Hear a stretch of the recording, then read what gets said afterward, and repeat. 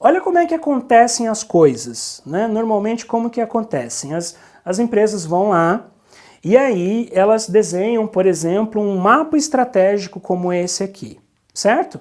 Vai lá, projeta um mapa estratégico e aí nesse mapa estratégico, lá no começo do ano, né, o que que ela faz?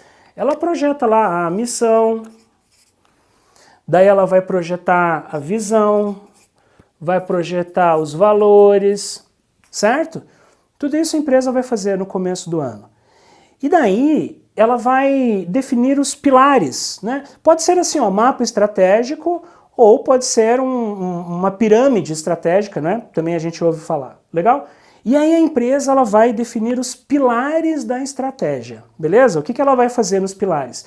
Ela vai definir, por exemplo, um pilar de custos, né? Depende da empresa, um pilar de qualidade, um pilar de clientes, né, de comercial também, para as vendas comerciais.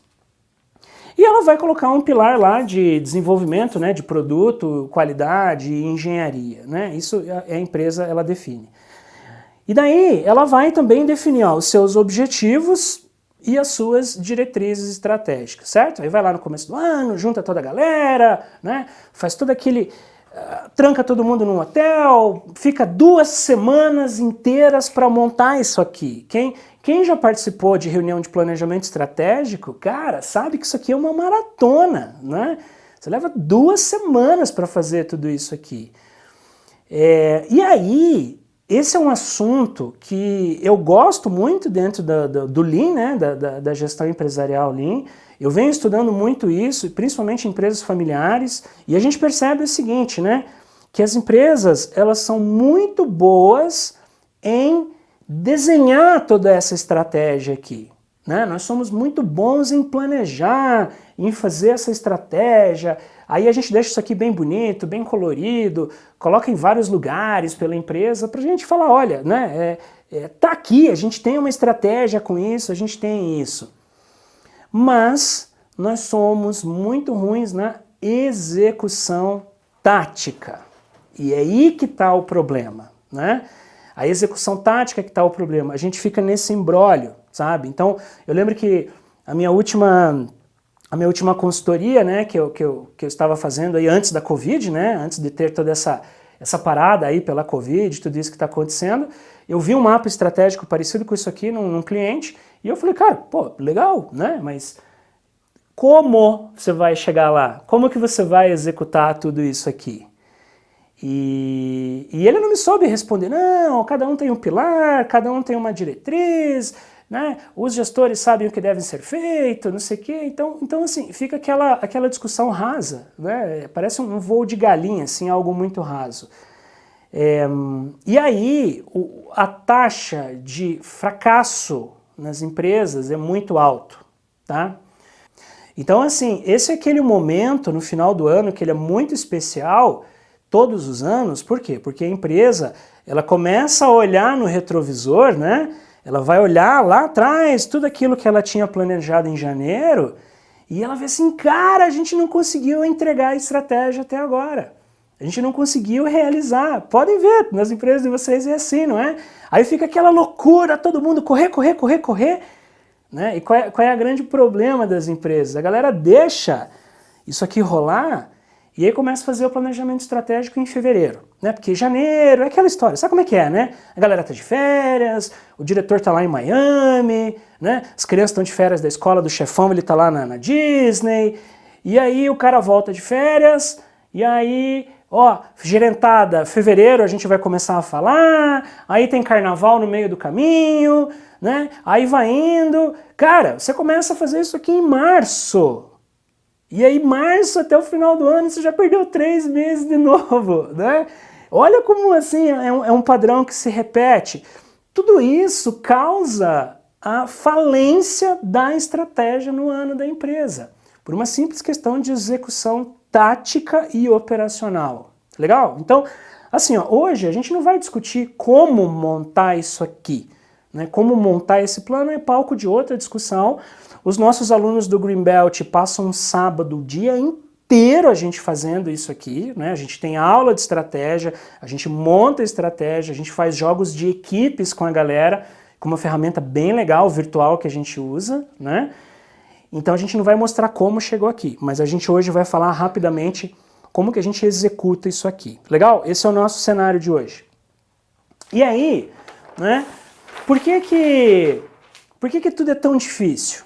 Certo? Quais são os nossos desafios para fazer acontecer a estratégia do seu negócio? Porque é o seguinte, a estratégia ela pode ser lenta demais. Possivelmente a sua empresa ela não está se movimentando com aquela velocidade que ela precisa, né? Agora o mercado mudou, as coisas são diferentes. Por exemplo, o perfil de consumo do cliente mudou muito.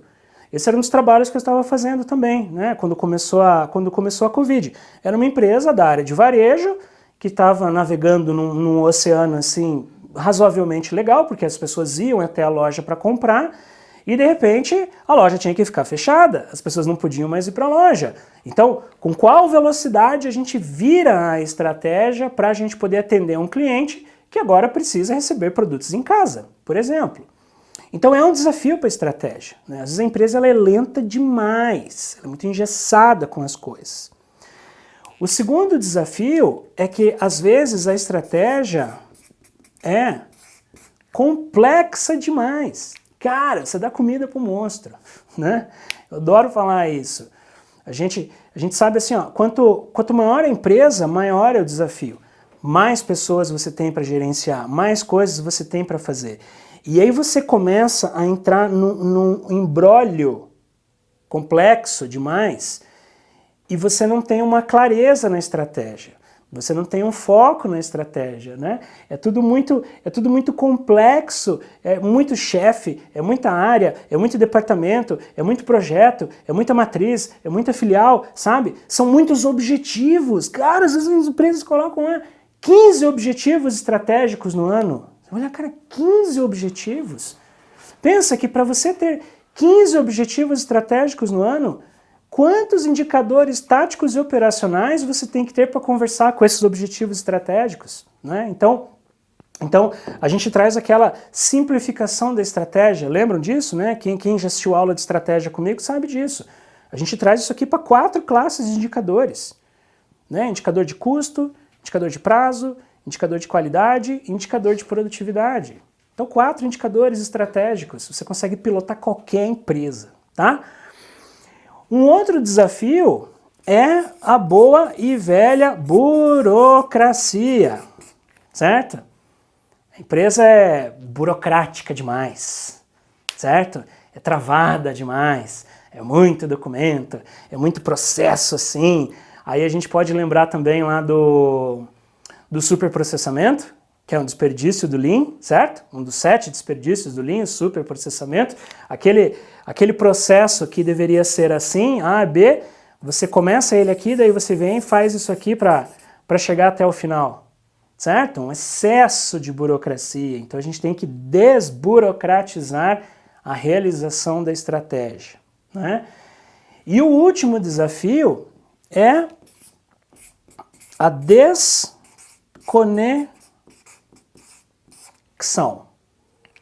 As coisas são muito desconexas, certo? Pensa assim, como é importante isso aqui, né? A gente ter links, ter conexões em tudo aquilo que a gente faz dentro de uma organização. Elos a gente tem que ter, né? Quando a gente tem gerentes, por exemplo, que são pares, os pares têm que se acertar. Os pares têm que falar a mesma língua. Quando você tem supervisores, os supervisores têm que se acertar. Eles têm que falar a mesma língua. Quando você tem essa diferença, esses ruídos entre os pares, você quebra a conexão, né? Você deixa de entender o que o seu par precisa de você como cliente interno, e a gente tem falado pra caramba de cliente interno na cruzada. As empresas precisam cada vez mais dessa visão de cliente interno, e para você ter um cliente interno satisfeito, você tem que ser um líder servidor. Olha isso, cara, que louco que tá hoje em dia, né? é uma das principais competências das soft skills, é ser um líder servidor. E para você ser um líder servidor, para você poder ter clientes satisfeitos, você tem que ter uma boa conexão com eles, uma boa conexão com seus pares, por exemplo, né? Então, se você trabalha na área de compras, você tem um par que é um cliente interno, por exemplo, que é a área de logística, que vai receber sua matéria-prima. Se você trabalha na área de logística, você tem um par que é a manufatura, que vai receber o material da logística, certo? Se você está na qualidade, você tem um fornecedor interno, que é a engenharia com, né, toda a engenharia, todos os laudos, todas as documentações técnicas. Então, olha a conexão. Então, esses caras aqui, né, eles são alguns dos principais desafios, vilões na hora de executar a estratégia, né? Por isso que dói muito a nossa cabeça. E isso acontece esteja seguindo, tá bom? Você pode ter a tua estratégia funcional, você pode ter a tua estratégia tática, a tua estratégia corporativa. Legal, tem vários modelos estratégicos para isso, mas todos eles têm uma coisa em comum, né? E eu tenho falado muito isso nas consultorias de estratégia que a gente faz. Independente do modelo estratégico que você use na sua organização, você tem que entender o seguinte: ele vai afetar todas as pessoas que fazem parte dela. Então não é só algo assim da diretoria, não é algo só da gerência, por exemplo, certo? É principalmente as pessoas que executam a estratégia. O grande segredo está aqui, está em criar essa conexão com elas, né? E outro ponto, que uma estratégia ele vai envolver todos os aspectos de uma organização. Ela vai envolver todas as áreas, todos os departamentos, todos os turnos, todos os setores, todas as matrizes, as filiais, certo? Então, ela é algo muito abrangente, é muito grande fazer estratégia. A taxa de sucesso na implementação da estratégia nesse tipo de empresa familiar, tá? Está entre 10% e 40%. Entre 10% e 40%. É um número, assim, assustador, certo?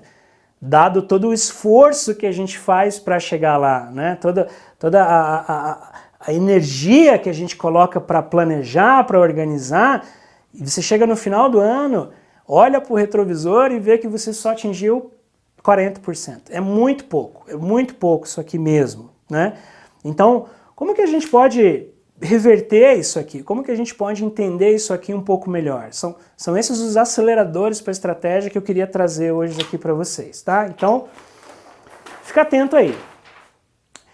Primeira coisa que a gente precisa entender, como que o negócio acontece de cima para baixo, beleza? Como que funciona isso aqui na nossa empresa, né? Então, pensa o seguinte, ó, como que a gente desdobra as nossas metas, por exemplo? Como que eu faço com que as pessoas entendam qual é a meta que tem que ser entregue? Né? Às vezes a pessoa, Wilson, mas a minha empresa não tem meta. Cara, então rasga tudo isso aqui, joga fora e volta para fazer estratégia, né? Como que a gente desdobra as nossas metas? Qual é a visão, por exemplo, que o chão de fábrica ou que o escritório tem lá de cima? Aí, como que a gente desdobra os nossos valores, certo? O que são os nossos valores? São os nossos princípios, são as nossas crenças, né? São os nossos direcionadores. Como que a gente desdobra isso aqui, cascateia isso dentro da organização? Como que a gente vai desdobrar a nossa missão, certo? O que é a nossa missão? Cara, é a nossa finalidade. O que nós queremos entregar, o que nós queremos fazer. Então, veja, existe uma pirâmide para isso, né? Que a gente vai desenhar para esse conceito, a importância desse conceito ficar bem claro para você como um acelerador. Então, imagina que você tem uma pirâmide assim, legal? E aí imagina você que está me ouvindo aqui, que você é um gerente, beleza? Ou um supervisor, só para a gente poder fazer um modelo mental, um jogo mental aqui, tá bom? Então, nós estamos aqui, eu e você. Nós somos os gerentes, somos os chefes táticos e operacionais, certo? Da galera que mete a mão na massa. Nós estamos no meio da pirâmide. Eles estão abaixo de nós. Quem são eles? São os nossos funcionários, né? A nossa equipe, a nossa galera, a galera que vai fazer, que vai acontecer, que vai meter a mão na massa. Eles estão aqui embaixo. E aqui em cima, a gente tem algo muito particular, né? Que tem aqui os homens, né? Sabe quem que é os homens? Os homens! A diretoria! Né? Os homens! Os homens que mandam, os chefes da diretoria, certo? Então é sempre assim, ó, nós, gerentes, eles executam e os homens que mandam em tudo esse negócio aqui, beleza? E aí, olha só, a grande questão é como que os homens transmitem a mensagem para eles? Hã? Como é que a missão, a visão e os valores dos homens vêm para eles? Qual é o nosso papel aqui, ó, nós, ó, quando a gente vai falar com eles? Como que a gente transmite, galera? Como que a gente gerencia? Como que a gente fala? Né? E aí, como que eles vão saber o que os homens querem? As pessoas têm que ter um propósito para trabalhar, começa tudo ali, eu falo isso em todas as aulas, eu encho o saco de vocês com isso. Cara, quando você acorda de manhã e você olha pro teto, você tem que saber o motivo que te leva a tirar o seu bumbum da mesa, pegar o busão e ir trabalhar, cara, certo? E o grande lance é o seguinte, né? Aonde que está a confusão disso aqui? Os homens pedem para a gente, por exemplo, trazer um incremento de 10% de EBITDA. Pô, cara quer 10% de aumento na margem do EBITDA, né? O que é o EBITDA? É um indicador financeiro, né? Dos lucros antes da depreciação, amortização, impostos e taxas, tudo isso, certo? É um indicador extremamente importante assim para qualquer empresa, o EBITDA. Aí você olha assim, pô, cara, os homens querem 10% de EBITDA agora para 2021, com Covid e tudo. Dane-se o Covid, eu quero crescer 10%. Top! Como é que eles vão fazer isso? Como é que os homens mandam para eles? Aí o eles, você chega lá num operador de empilhadeira, por exemplo, na sua área de logística. Aí chega para ele, ô cara, então, os homens disseram que o teu objetivo estratégico esse ano é você aumentar o EBITDA da empresa em 10%, beleza? O que o coitado do operador de empilhadeira vai fazer? Nada, né? Ou você chega para o estagiário, que está lá na empresa, ó, estagiário da qualidade, né? Tem a Larissa, nossa aluna, a gente sempre enche o saco dela. Pega a Larissa lá, estagiária de qualidade. Ô Larissa, os homens falaram para você aqui, ó, eles, né? Que o teu objetivo estratégico esse ano é você trazer 10% de EBITDA para a companhia. Pô, beleza? Estão entendendo onde eu quero chegar, gente? A coisa não acontece. A gente tem que traduzir essa linguagem aqui, ó. A gente tem que mudar essa visão. É só assim que a gente começa a entender a estratégia, começa a realizar, certo? Olha só, cara, é isso. Então, o grande lance aqui, ó, é a gente entender o seguinte, ó, que a diretoria, né, barra os homens, certo? O que eles fazem? Eles vão definir a estratégia, beleza? Vão definir a estratégia, vão pegar aquele mapa estratégico, vão arrumar, vão fazer tudo aquilo lá. É aquilo que a gente quer, beleza? É o nosso objetivo. E aí, a gerência é responsável por o quê? Por executar a estratégia, por fazer acontecer, por meter a mão na massa. E o operacional é o responsável pelas ações táticas, por fazer acontecer, por misturar o bolo, por apertar o botão da máquina, mandar o relatório, certo? Cobrar o cliente, fazer as atividades operacionais do dia a dia. Então, os objetivos que vêm aqui dos homens, eles vêm aqui para o operacional e a gente chama isso aqui de norte verdadeiro. E a gente precisa entender que os resultados eles vêm de baixo para cima, certo? Então, quando eu falo em subir 10% o EBITDA aqui, eu preciso quebrar isso aqui para a galera. Então, por exemplo, se eu estou lá na área de logística, né? Vou dar um exemplo da área de logística, Qual é o indicador da área de logística que conversa com 10%? Eu posso ter uma redução de lead time, por exemplo. Eu posso ter um aumento na acuracidade do inventário. Eu posso ter uma redução no meu tempo de entrega para o cliente, certo? Aí faz sentido eu falar com o cara da empilhadeira, cara, armazena direito aqui, presta atenção no sequenciamento, presta atenção no endereçamento, por exemplo, na hora que você lê o código de barras, porque isso está impactando na acuracidade do nosso inventário, está com resultado ruim. Aí você vai falar para a tua equipe do picking, né, que é a separação de produtos no teu armazém, por exemplo, olha, a gente precisa acelerar o processo para reduzir o tempo de entrega para o cliente. Se o cliente recebe mais rápido, o cliente está mais feliz, o cliente está mais contente, a gente cobra o cliente mais rápido, eu diminuo o meu fluxo financeiro e eu vou impactar em 10% positivamente. Olha isso.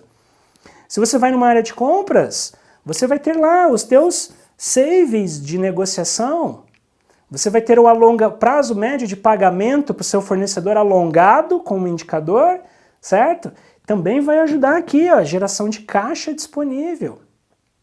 Se você está na área da qualidade, por exemplo, né, você pode trabalhar para reduzir o seu percentual de refugos.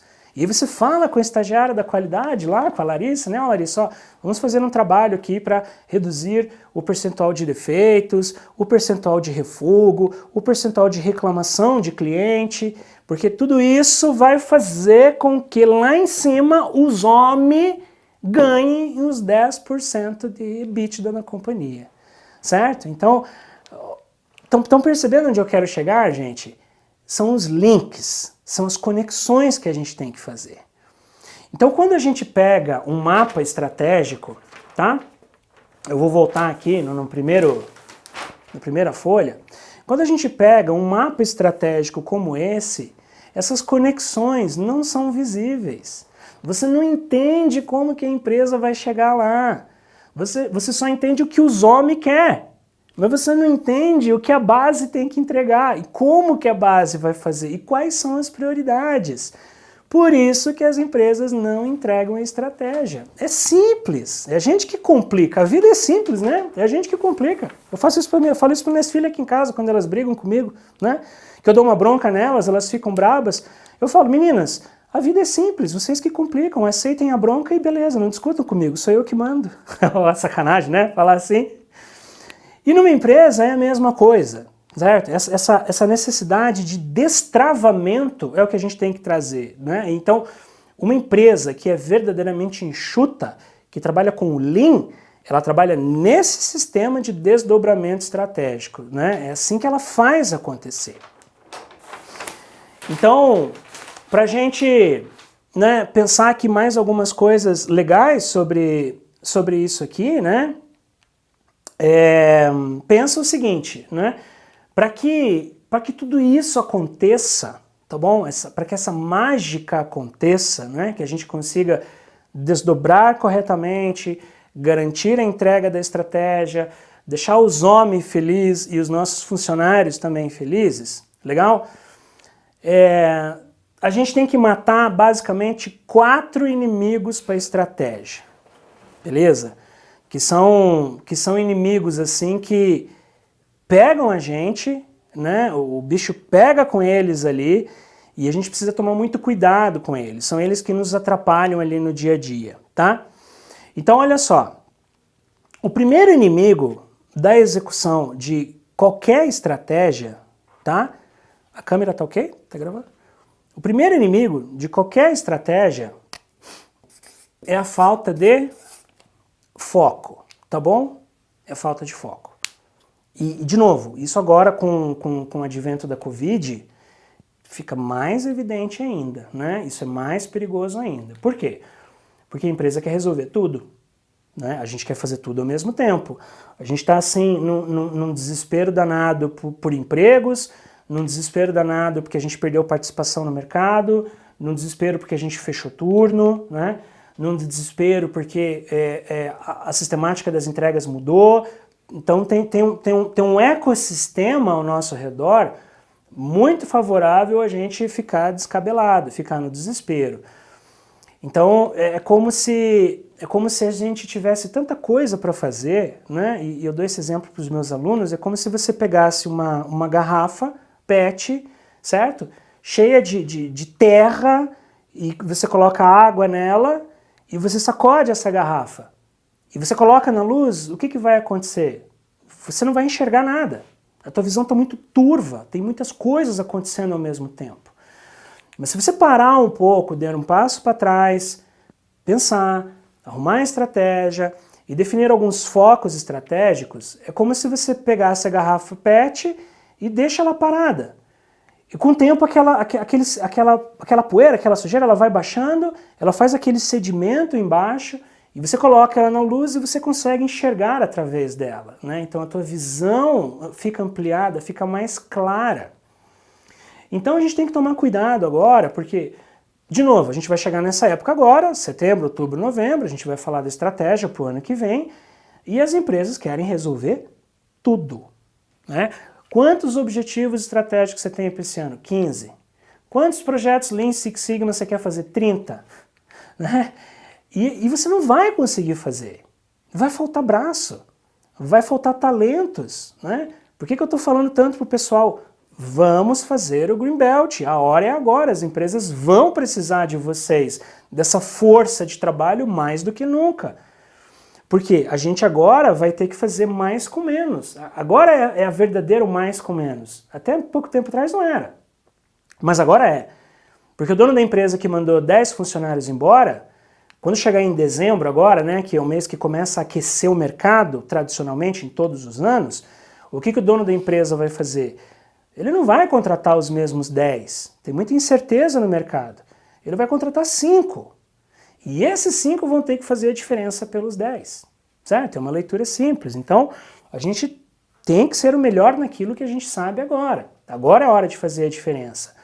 E aí, em vez de você trabalhar com 10 projetos no ano, você vai ter que escolher 4 ou 5. Se você tem 5, você vai ter que escolher 2 ou 3, para que esses 2 ou 3 eles sejam entregues. Né? É melhor você fazer menos projetos e entregar, trazer o resultado, do que dar tiro para tudo quanto é lado e não entregar nada. É simples assim, gente. A leitura é essa. Né? Esse é o primeiro inimigo, então. A gente tem que tomar cuidado com isso. Tá? Segundo inimigo que atrapalha a execução da estratégia é a falta de clareza. Tá bom? Associada junto com foco. Né? O que é falta de clareza? A falta de clareza é quando a sua missão, né, aquilo que você tem que entregar, tem que fazer, aquilo não é claro. Né? A gente também poderia falar aqui em ambiguidade, metas ambíguas, certo? Você abre brecha para ambiguidade. É por isso que no final do ano você leva um feedback do seu chefe e você não gosta, por exemplo. Já percebeu isso? Já doeu isso aí em vocês? Você vai lá e trabalha pra caramba, cara, o ano inteiro, você trabalha um monte, sábado, domingo, feriado, faz um monte de viagem maluca pra cima e pra baixo, trabalha o dia inteiro, pega estrada à noite, né? Deixa a família pra trás, se expõe na estrada, faz um monte de coisa pela empresa, muita coisa. Aí, quando chega no final do ano, na hora do seu chefe te dar o feedback, ele vai falar, pois é, mas sabe o que é? Você foi muito bem, mas ficaram faltando algumas coisas. Ah, não, eu sei que você trabalhou, mas ficou faltando, né, aquele projeto, ficou faltando aquela entrega. Como que você se sente quando isso acontece?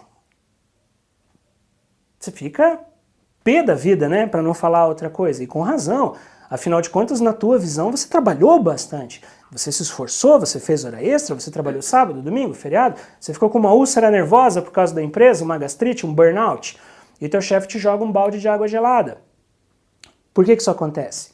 Porque as metas não são claras, porque as metas são ambíguas, né? E ele vai te falar, você foi bem e tal, mas tinha que ter ido melhor. Deus pergunta, tá, mas ido melhor aonde? Em qual planta? Qual processo eu não fui bem? Qual é o número, o indicador que me diz que eu não fui suficientemente bom aos teus olhos ou para a empresa? Então veja, se você não define isso, como que você pode querer dar um feedback para o seu funcionário, cara? Né? Se você não dá uma diretriz muito clara para ele, olha, a gente tem que atingir 10% de EBITDA, porque os homens pediram, e você é gerente aqui da área de manufatura, por exemplo, e você tem que me garantir um OEE de 70%.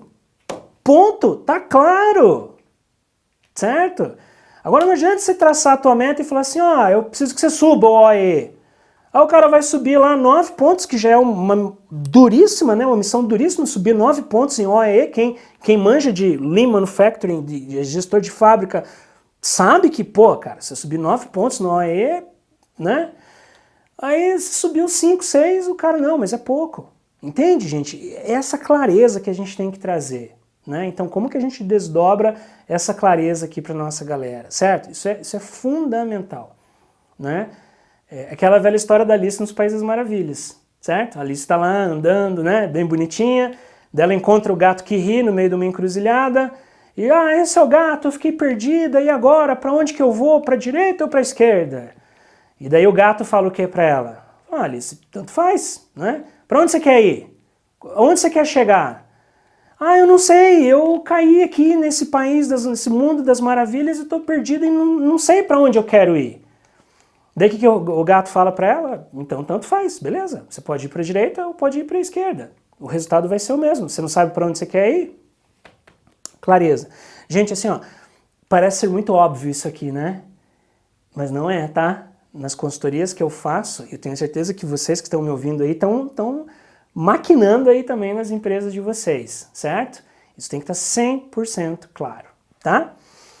Aí, temos mais 2, né? Falamos que eram 4. Um deles, que é muito grave, tá? É a conexão, certo? É a falta de conexão. Então, quando a gente fala assim em falta de conexão, certo?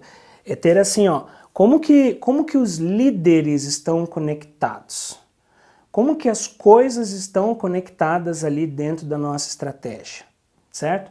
Como que as metas que vêm, que voltam, como que elas estão conversando entre si? Como que eu sei aquilo que eu tenho que entregar da minha área, qual é o impacto que vai ter na área seguinte, né? Atenção, vou dar uma dica aqui para vocês estabelecerem boas conexões, tá? Já ouviram falar desse cara aqui, ó? SIPOC? SIPOC é tudo. É através do SIPOC, por exemplo, que você vai saber quem são seus clientes, quem são seus fornecedores, quais são as informações que você precisa para trabalhar, quais são os recursos que você precisa e qual é a expectativa que o seu cliente tem para ser atendido com você. E aí, nessa conexão que você faz, também usando o SIPOC, por exemplo, eu vou pegar o exemplo lá do OEE, tá bom? Então, para quem não sabe o que é OEE, né? OEE é um dos principais indicadores de manufatura, legal? Global, de excelência de classe mundial, e ele é composto por 3 indicadores, tá bom? 3 indicadores, né? A gente vai ter aqui, ó, um indicador de qualidade, certo? Aí eu vou ter um indicador de produtividade e vou ter um indicador aqui de disponibilidade operacional. Legal? É assim que funciona. Então você pega o percentual de qualidade vezes o percentual de produtividade vezes o percentual de disponibilidade operacional, um vezes o outro, e aí você tem aqui o teu percentual de OEE. Legal? Benchmark, classe mundial, 85%. Beleza? Então, quando você quiser saber que nível está a sua manufatura, você usa esses 3 indicadores e compara com 85%. Legal? E aí olha como é a sacada da conexão, ó, entre os pares. Quem cuida dos níveis de qualidade?